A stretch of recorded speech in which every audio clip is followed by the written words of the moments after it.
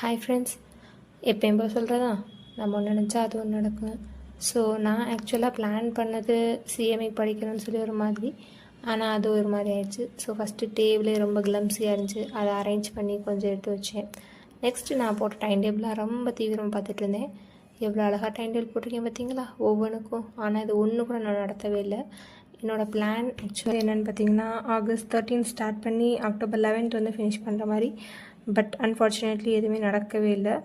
So இப்போ September 3 September 4 start பண்ணால் கூட நம்மளால் என்ன பண்ண முடியும் அப்படின்னா, செப்டம்பரில் 26 டேஸ், அக்டோபரில் 31 டேஸ் அண்ட் நவம்பரில் 3 டேஸ். ஸோ டோட்டலி 60 டேஸ் வந்துடும். நம்ம பிளான் பண்ண மாதிரி படிக்கலாம். ஸோ யாரும் ஹோப் விட்டாதீங்க கைஸ்.